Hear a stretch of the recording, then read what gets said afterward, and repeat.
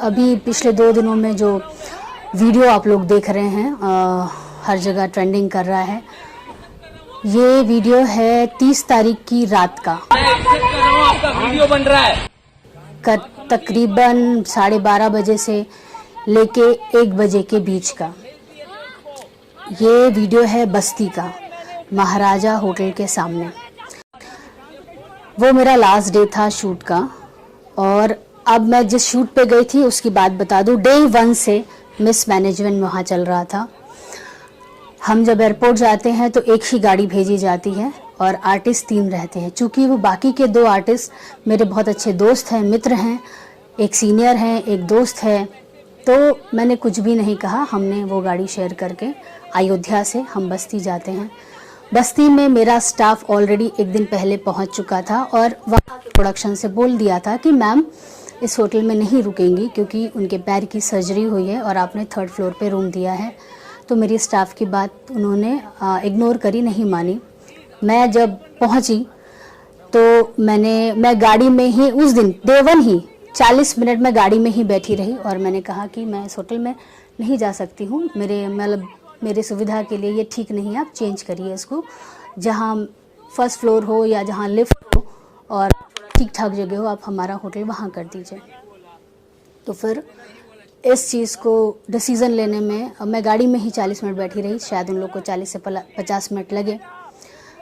फिर उसके बाद उन्होंने दूसरा होटल अरेंज कराया तो मुझे दूसरा होटल दिया गया, जो कि वो भी नॉर्मली होटल था। बट मेरा मेन था कि मेरे पैर में सर्जरी हुई है तो मैं ज़्यादा स्टेयर्स नहीं चढ़ सकती थी। उसके बाद कुछ हमारे कमिटमेंट्स प्रोडक्शन के साथ हुए थे बिफोर शूट कि हमें हमारी बेसिक नीड्स जो हैं ये हमें मिलनी चाहिए थी।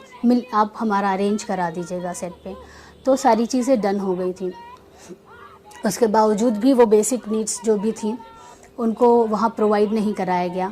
फिर भी मैं अपने रूम से ही रेडी होके हेयर मेकअप करके सेट पे पहुँचती हूँ। तो वहाँ पे जो भी हमारी रिक्वायरमेंट थी वो फुलफ़िल नहीं थी। मेरा स्टाफ, मैं करीब 10:30 या 11 बज गए थे हम पहुँचे। तो सेट पे नाश्ता ख़त्म हो चुका था, नाश्ता नहीं था, चीज़ें नहीं थी। ठीक है, कोई बात नहीं, हो जाता है, पहला दिन है शूटिंग का, कोई बात नहीं। इसके बाद धीरे धीरे हम जिस होटल में हमें रखा गया उस शूटिंग स्टार्ट हुई। मेरी जो रिक्वायरमेंट थी मैंने बोला प्लीज़ सर अगर अरेंज नहीं हो पाई है तो आप नेक्स्ट डे अरेंज कर दीजिए। तो उन्होंने नेक्स्ट डे मंगा दी थी, जो मेन प्रोड्यूसर है। 7 दिन हम उस होटल में रहे, बाकी भी सारे कलाकार उस होटल में आ गए थे। उसके बाद प्रोडक्शन से उस होटल का पेमेंट नहीं किया गया था। तो हमारे कुछ जो सहयोगी कलाकार हैं वो पैकअप के बाद जब उस होटल में पहुँचे तो उन्हें चाबी नहीं दी गई रूम की। तो रीज़न पूछा गया कि भाई आप चाबी क्यों नहीं दे रहे हैं। तो बोला आपके प्रोडक्शन से पेमेंट नहीं हुई है होटल की, तो चाबी जब पेमेंट हो जाएगा तब देंगे। फिर ये जो लड़का अपने आप को वीडियो में प्रोड्यूसर बोल रहा है वो है प्रोडक्शन वाला, जिसका नाम है अनुराग मिश्रा। वो उस होटल में पहुंचता है और होटल वालों से बहसबाजी होती है। ये मैं ट्यूसडे की बात कर रही हूँ। वहाँ पे उनका जो भी बिल वगैरह होगा क्लियर किया, कम दिया, ज़्यादा दिया, उसके उसी बिहेवियर से, गलत बिहेवियर से ही होटल वालों ने निर्णय लिया कि हम आपकी यूनिट को यहाँ नहीं ठहरा सकते हैं, आप हमारा होटल खाली कर दीजिए और आप कहीं और देख लीजिए। उसके बाद जिस दिन 30 की सुबह मेरे पास आते हैं यही अनुराग मिश्रा, कहते हैं कि मैम आप आपका सामान पैक कर लीजिए, शिफ्टिंग करनी है। तो हम लोग बोलते ठीक है सामान पैक कर लेते, लेकिन बैग रखने कहाँ है, हमें रूम तो दीजिए। तो बोले वो हम अरेंज करा दे रहे हैं, आप अपनी पैकिंग कर लीजिए। हमने अपना सामान पैक कर लिया। ये 7:30 या 8:30 बजे की सुबह की घटना है। हमने अपना सारा सामान पैक कर लिया, सब कर लिया। अब हम वेट कर रहे हैं, 10:30 या 11 बज गया, अभी तक हमारे लिए रूम इनका अरेंज नहीं हो पाया। उसके बाद जब शूटिंग के लिए लेट होने लगा तो इन्होंने फिर कॉल किया और कहा मैम आप सेट पे पहुंचिए, हम आपका रूम अरेंज कर देते हैं। तो मेरे जितने भी बैग थे एज़ इट इज़ गाड़ी में भर के मैं और मेरा स्टाफ सेट पहुंचता है। और चूँकि वो मेरा लास्ट डे था, बहुत ही लास्ट डे बर्डन होता है आर्टिस्ट पे, कुछ भी छूटा रहता है वो काम करना रहता है, सारी चीज़ें, तो काफ़ी वर्कलोड था। हमने अपना सारा काम ख़त्म किया। तकरीबन 12 बजे मेरा पैकअप हुआ। मैं बहुत ही अच्छे से सबसे मिली, बाय किया, सब किया। उसके बाद मैं आते वक्त मैंने इनको बोला कि होटल हो गया है ना, रूम्स हो गए हैं। ही सेड यस हो गए हैं, आप जाइए। और उन्होंने ही बताया ये होटल है, आप जाइए। वहाँ पे हम गए। वहाँ जाने के बाद मैं गाड़ी में ही थी। मैंने स्टाफ को एक बार बोला कि कंफर्म कर लो, कभी कभी होता है कि शायद सुबह स्टाफ कोई और हो, शाम को कोई और होता है। तो गए, उन्होंने बोला हाँ, ऐसे करके बात करने आए थे। तो फिर मैं अपने गाड़ी से उतरी और रिसेप्शन पे जाके बैठ गई।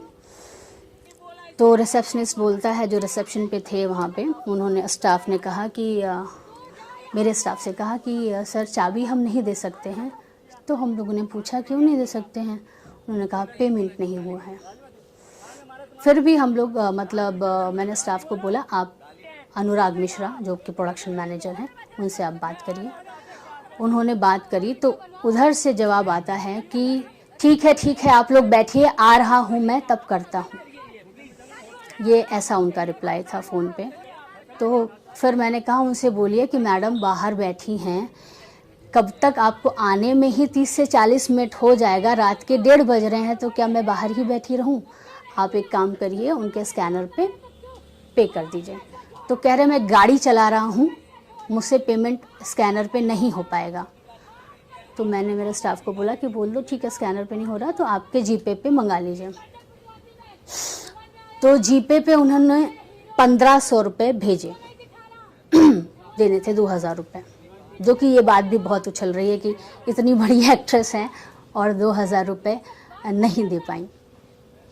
तो 1500 रुपये उन्होंने भेजे। फिर भी चूँकि वो वहाँ का एम्प्लॉय है, उसके अपने रूल हैं, उसने कहा मैडम जब तक पूरा पैसा नहीं होता हम चाबी नहीं देंगे।